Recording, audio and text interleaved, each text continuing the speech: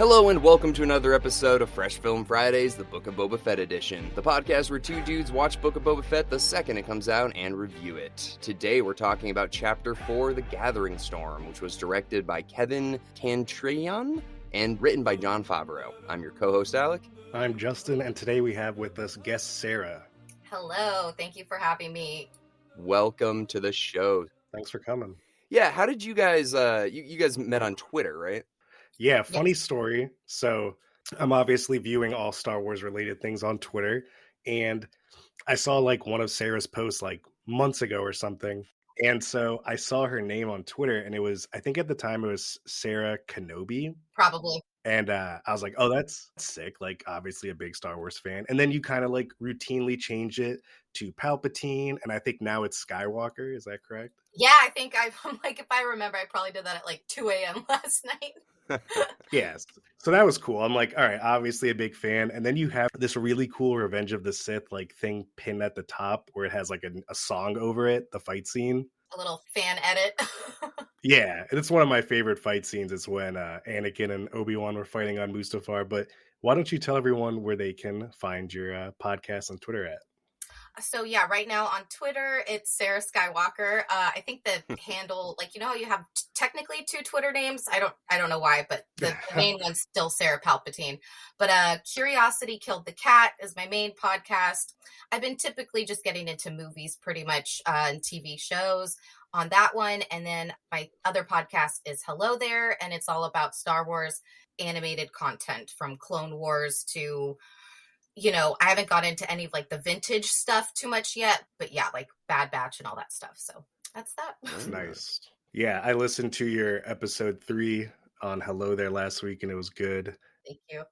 A lot of people don't talk about like Clone Wars anymore, and Alec actually introduced it to me because I only saw like the first 2 seasons, the ones that like came out forever ago. Mm-hmm. And Alec was like, no, you got to check out the newer ones. And I binged through them and they were sick. Yeah, I think in terms of Clone Wars, I'm making my baby steps like through it episode by episode, you know, like crawling my way through it. But like the emotions and the stakes are so high. That's just like, and Twitter, you know, they kind of have everything out there and you kind of have to like try not to let it like sear into your brain. But yeah, there's going to be a lot of emotional roller coasters coming up through the Clone Wars. Oh, yeah. Oh, yeah. It was fantastic, honestly. And it fills in the gaps between the movies perfectly, in my opinion. Absolutely. All right. Well, jumping into this show, we're on episode 4 now. So we're halfway through the season. It is starting to kind of pick up. The pieces are starting to fall into place a little bit here. Let's see, where did it start? It started with Boba Fett finding Fennec. That was a big deal. So what'd you guys think about that? I liked it. I don't 100% remember. I know she got injured in Mando, but like, did someone like cut her stomach with a knife or what? She got shot. I think his name's Toro Callahan, something like that. He was a kind of a douchey character from season 1 in Mando, and they were going to be working together, I think, to bring in the child in Mando or something, and he betrayed her by blasting her belly wide open. Okay, I do remember that. Sorry, was that from the 5th episode of The Mandalorian where it had that young kid? Was it that one where we think we hear Boba Fett at the end with his like spurs walking? Was it that one? Yeah, I think so. Okay. It was like that kid, he wanted to like follow Mando along, and then he ended up getting betrayed somehow. I need to re-binge, honestly. That's right. Okay. I do remember this because that was the first time that people on the internet were like, I think that's Boba Fett, because you hear like walking as he gets closer or whatever, but you never find out. And then a few episodes later you do. I will say that I immediately laughed because like, I don't know, Star Wars medicine, it just like did make sense to me because she's probably, I mean, the laser shot, it's supposedly cauterizes any bleeding. So she wouldn't bleed out, supposedly. But like she's laying in the desert with her stomach just like open, and like instead of taking her, you know, there's no hospitals on Tatooine, but like there's no IVs. She doesn't need any like medical treatment. He's like, I'm just gonna cut her open and put this shit inside of her and it'll work. What was it? Blue and red, clear liquid, translucent liquid going through the mechanics of it was pretty interesting.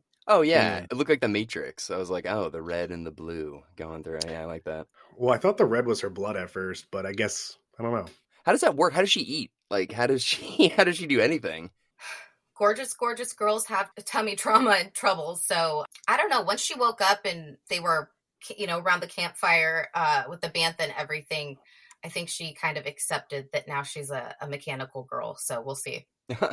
Yeah, no, I was trying to imagine like what that would be like her first like drink of that water. Like, what would that feel like? It's going into like it's going to a robot stomach, but I don't know. I don't know. So maybe she'll have like a proper like what am I trying to say? Like a stomach sack thing. That kind of sounds super gross, but like a container. That's what I'm trying to figure out. A container somewhere to help with the digestive issues and stuff. So. Well, it felt like the guy, he was like, we're not going to cover up all that beautiful machinery or whatever. And I'm just like, Justin, you're a big PC guy. Is that like when people have like their like stuff exposed? Like those towers that have like all the parts exposed and shit? Yeah, I guess you can like relate that to like super PC nerds who like have colorful lights and all the tubing through it. He's kind of like a new age mad scientist of Tatooine where, he doesn't need wealth and riches. He just likes to operate on people and make people better. Yeah. He was cool. I would like to see more of this character down the road. He was kind of a fun side character. And it was cool the play on the mod parlor being like a body tattoo piercing shop. That was kind of a cool little play. And the biker kids looked even more like they stepped out of Euphoria than the last episode. So, I mean, they had like purples and the like the one kid with the freaking eyes. It looked good. I thought it looked a little bit better than last episode, but I have really no complaints about their aesthetic or bikes or whatever. Oh God, I didn't even realize that was them. Yeah, that makes sense now. Jeez. The Euphoria kids. Yeah. What do you guys think about the that little like ball Fennec had? Like it reminded me of like I immediately thought of the Harry Potter Quidditch when she like shot it up in the air and it kind of like I don't know, it like took a map of the scenery and the villains. Dude, that was straight out of Prometheus. I was going to say they had alien vibes for sure. Yeah. Oh, yeah, they did right. that exact same thing in Prometheus. They sent like this like probe in there that like does a map or whatever. I love that. Yeah, it was really cool. Okay. Yeah, that was awesome. I won't say it's a spoiler, but I saw a meme today on Twitter before watching the episode where someone had like General Grievous with all his 6 arms or whatever in a chef's hat. And I didn't get it, but I was like, oh shit, like I'm going to stop looking on Twitter. And then we saw this like cook, who obviously that was the meme. That guy was pretty cool, right? Absolutely. Yeah. There's no way that's Grievous. What do you mean? Are people saying online that that's him? No, they're making fun of it because he also has 6 arms. And instead of lightsabers, he has like cooking knives. Right. Yeah, it's like Swiss Army chef. Sarah, so you're in San Diego. Have you ever been to Disneyland? Yeah. Okay. Have you ever been to the Star Tours ride in Disneyland? Yes. One of my favorites of all time to this day. Perfect. So do you remember the original like pilot? His name was Rex. I think he was played by Pee Wee Herman. Yes. Yeah, he screeched and screamed a lot and yeah. Exactly. So Justin, for the love of God, you saw him in this episode, right?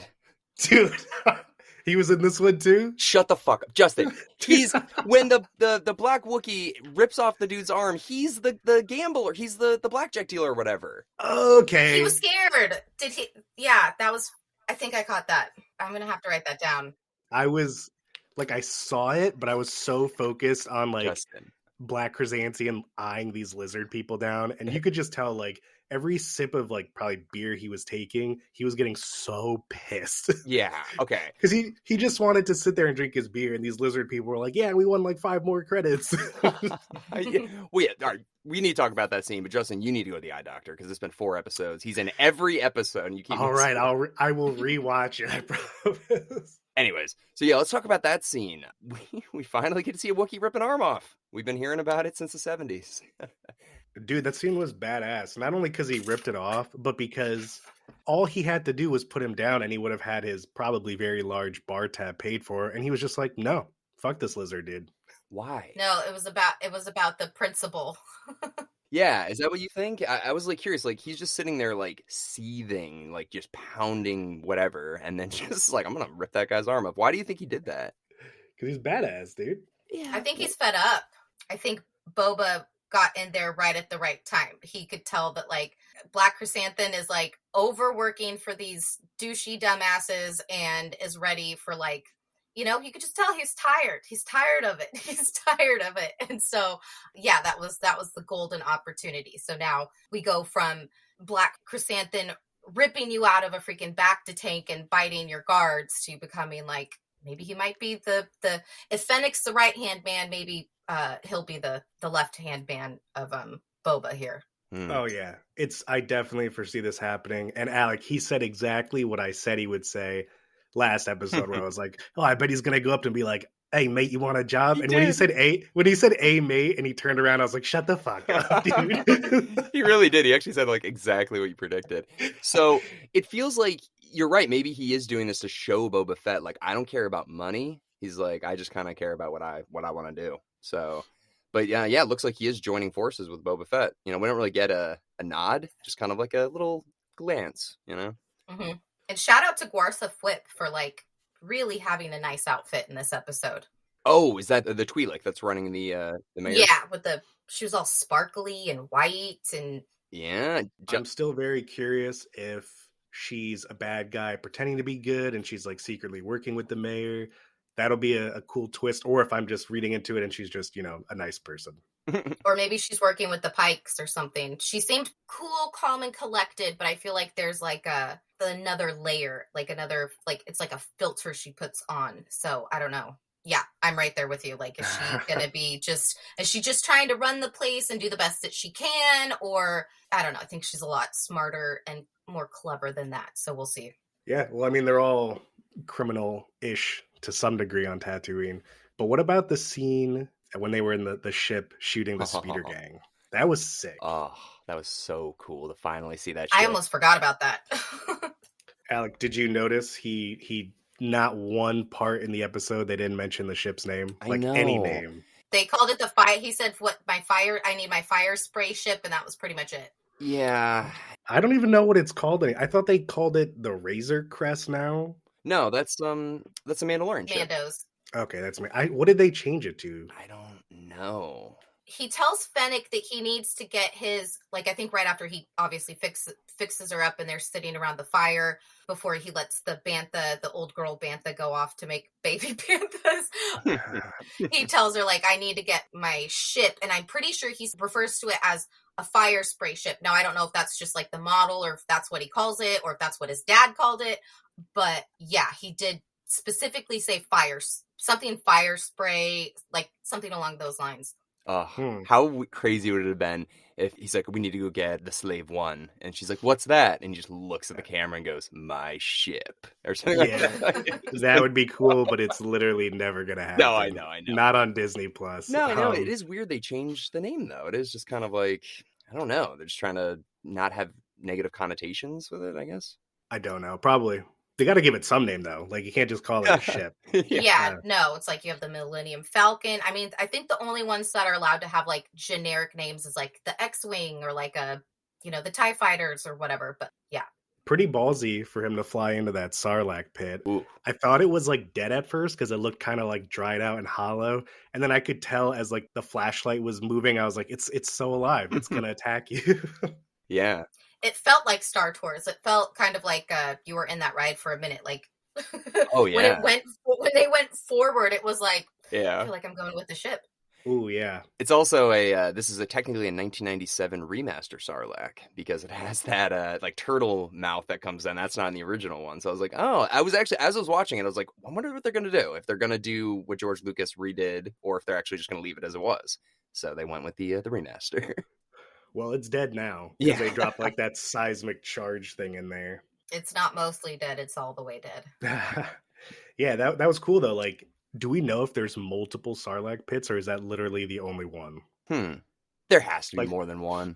You know what? I've done some research before on the Sarlacc pit because there was a few times where I was like, I went to go like type Sarlacc pit, and I was like, I feel like there's something else. It's the something pit of like, I think it starts with a K, like. You know what? I could probably just like look it up real quick.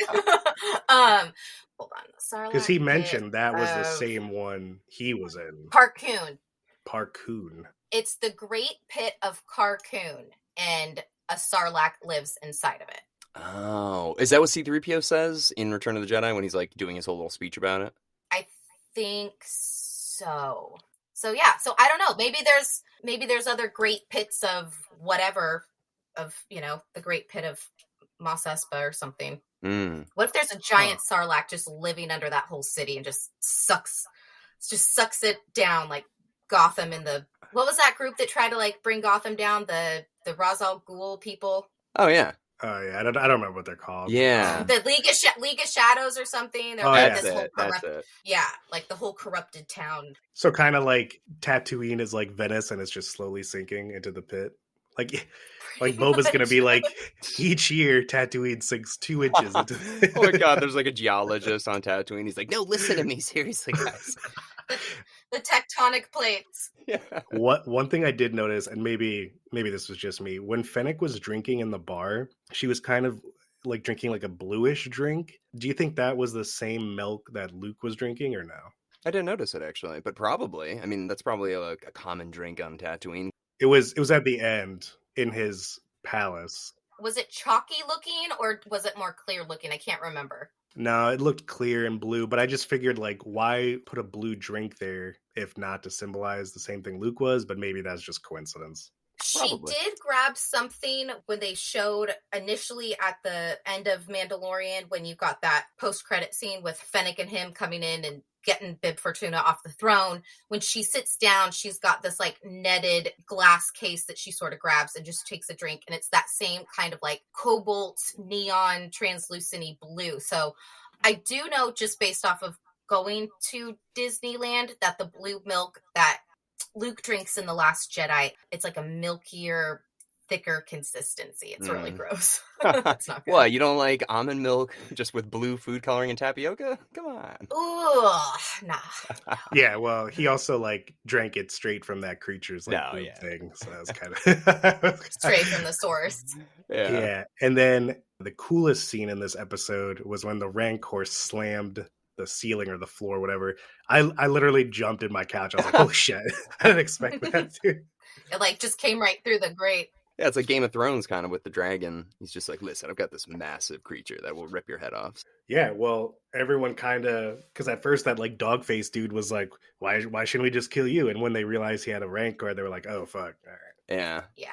Is that enough though? Because like you'd think like at that meeting they're like, all right, yeah, he's got a Rancor. Let's just tell him whatever he wants to hear. And then they leave. They're like, hey, you want to go meet it like down the street, and then we'll talk about what we're really gonna do. Because like, why they could just literally say whatever they want, and why wouldn't they if there's a Rancor right at their feet? Yeah, I mean, realistically, the smartest thing would be to do is what Boba said. Like, let's just team up.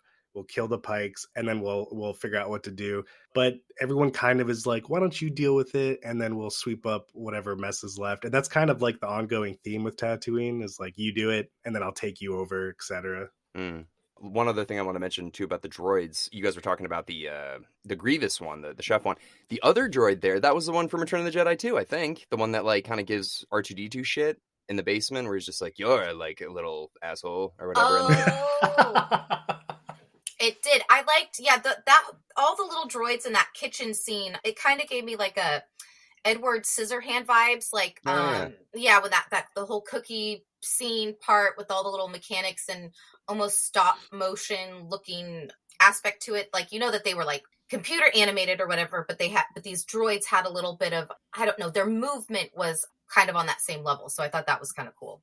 Like they looked like they were actually zooming around, getting stuff done, being scared, rather than just like really glossy and smooth, whatever. It had a more gritty feel to it, which is always good in Star Wars.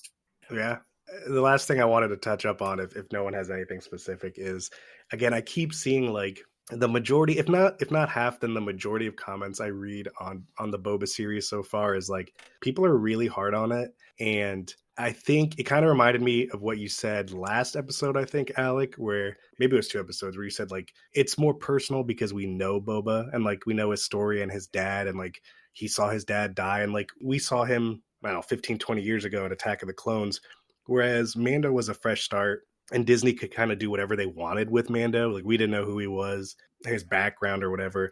But like this one is like, it feels like it's an extension of the original trilogy. So people are a little more vested into it. Because people, I don't know, people are just like really hard on it online, and I like it. Yeah, I did see a chart of like the reviews or whatever. And the first 2 were pretty strong, and then the third one just dipped hard. And I was like, really? I thought the third one was pretty strong. I don't know. I'm enjoying it. People just gotta why hate on something you love? I mean, unless it's like really, really bad. I mean, this is not really bad. It's good. It's not amazing. It's good. Yeah, Sarah, what do you think? I think clearly some of these people didn't go through the Game of Thrones ringer of being so emotionally invested and having something truly like turn into doggy poo poo at the very end. So it's like, even if I didn't like it, I wouldn't whine about it. I wouldn't complain about it. I wouldn't put a tweet about it. I wouldn't even talk about it on my podcast. Like I do my best to only talk about things that I like, which I'm sure could be annoying to people, but I'd rather go down that road than like constantly nitpick and be like, this doesn't feel like Star Wars. Like like, I don't understand. Like, to me, I feel like there's two aesthetics when it comes to Star Wars. You have that grittier original trilogy because it came out in the late 70s and the early 80s, so it has a vibe, it has a feel. And then you have the prequels, which are shiny, glossy. It was the freaking millennium, when it came out. It was like year 2000. It was like a hugely different look than that first original Star Wars. And so like we're at a point now that with the sequel trilogies and the standalone films and the shows that we get, those two aesthetics are going to come together. And I just like, yeah, it's like the bikes, just his armor, all these weird complaints. It's just kind of exhausting. And I don't know if it affects you that much. Just stay in your bubble. Just, make a protective little insulated bubble. And I don't know, don't consume Disney Star Wars if it hurts you that much. Would you say stay in your Bacta tank, whatever it's called? Yeah, stay in your what are those things, like I think on Groupon you could go to like those dark tanks where you can just float tanks? Yeah, just stay in your float tank, your back to float tank, and you'll be fine. Those look relaxing. But Alec, do you have anything to touch on the episode? Well, there's two things I just want to say. I liked how you just said, Sarah, you're like, it doesn't feel like Star Wars. It's like, well, what does Star Wars feel like to you? What does that mean? Because it can feel like so many things to so many different people at this point, because it's going for 40 plus years now. So what does Star Wars feel to you? I like that. Mm-hmm. Yeah, I think I read this very briefly on Wikipedia, so I'm sure it's not real, but who knows? They were saying that the final person at the end where it's like, hey, I got credits. It's like, well, credits could buy companions. I heard maybe they're going to go find the Mandalorian and ask for help. Oh, the music played when she said that. His Mando theme, the little oh, I don't know what that was, but yeah, you could hear like the whistling. Yeah. As soon as she said it, She kind of had her little sly smile. You're like, dude, if Boba hires Mando, if Boba, Fennec, Mando, and Krasinski take out the Piking, that would be so sick. Dude, and they're all riding a Rancor in full armor. Yes. The same one. Yeah. Or freaking Mando comes back on a giant beast, because his ship's gone. If they meet up in the right timeline, Grogu's gone. The Razor Crest, Mando's ship, has been totaled. He just has the Darksaber and his Beskar. What was that thing called? The stick? The staff? It's a Beskar stick. Yeah, it's Beskar, the same thing as his armor. Yes. Yeah. I know what you're talking about. Stick. The death stick. That'd be sick. I think Mando is going to make an appearance just to join the series like we've been talking about, Alec. Yeah, but I'm imagining him now, like, yeah, you're right, he's lost everything, so is he just going to, like, be an alcoholic with, like, a huge beard coming out through his mask and stuff, and he's just sitting in a gutter, like, I can't fucking handle it anymore. We need your help. Damn that Luke Skywalker.